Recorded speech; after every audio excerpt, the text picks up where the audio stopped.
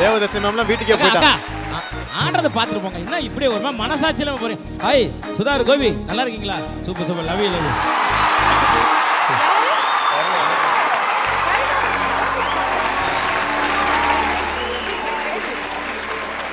உங்க காமெடி எல்லாம் எனக்கு ரொம்ப பிடிக்கும். Love you, super. மக்களை சந்தோஷப்படுத்திட்டே இருங்க. ஏங்கா போறியாக்கா? டிவியில் பார்க்குறீங்களா? சூப்பர். அப்போ அவார்டையும் டிவியில் வாங்க வேண்டியது. சரி, ஐயோ சாரி ஃப்ளைட் டைம் ஆச்சு. சாரி. ஓகே, டான்ஸ் ஆரம்பிக்கிறதுக்கு முன்னாடி அவுட்ஸ்டாண்டிங் பெர்ஃபார்மன்ஸ்க்கான ஒரு எக்ஸாம்பிள் அது இருக்கு இல்லையா?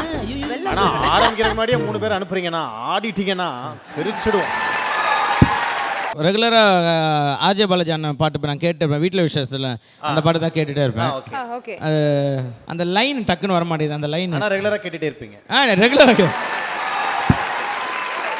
ரெகுலராக அந்த பாட்டு ஃபுல்லாக கேட்டிருப்பேன். அந்த லைன் மட்டும் கரெக்டான லைன் வரல. எல்லோருக்கும் அந்த முகமூடி வாழ்க்கை கண்ணே, அந்த லைன் எனக்கு ரொம்ப பிடிக்குன்றதுக்காக சொன்னேன். Okay super. Rithanya love you. சீக்கிரம் கூடிய சீக்கிரம் செப்டம்பர் 27 புள்ள முகத்தை காமிச்சிருவேன். அது 1 இயருக்கு பாப்பா காட்டக்கூடாது வீட்டில் சொன்னாங்க அப்பா அம்மா. அதனால் காட்டல. நிறைய பேர் சொல்லிட்டு இருந்தாங்க, என்ன குழந்தைய காட்டவே மாட்டீங்களா, நீ என்ன அவ்வளோ பெரிய அப்பா டாக்குற, ஏன்டா உன் மூஞ்சிக்கு ஏன்டா புள்ளைய காட்டுவேன். ஸோ அதனால் சொல்லியிருந்தேன். கமெண்ட் போடுறவன் போட்டுகிட்டே தான் இருப்பான். நீங்கள் பாட்டு. ஆமாம் சார், கீழே இருக்க 1000 கமெண்ட்டுக்காக நான் கவலைப்பட மாட்டேன் சார். மேலே இருக்க 100 லைக்காக வாழ்வேன் சார். போங்க சார், அவ்வளோதான்.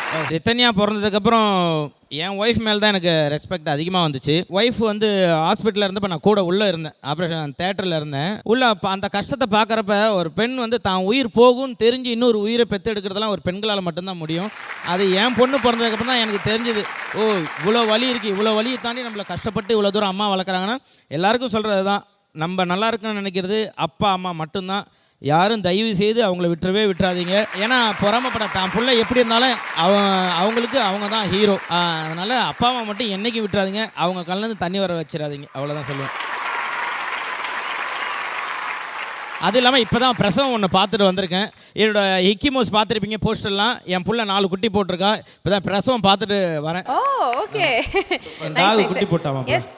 தாத்தா வாயிட்டேன். ஆமாப்பா, என் மொத மக வந்து ஹிக்கிமோஸ் தான்.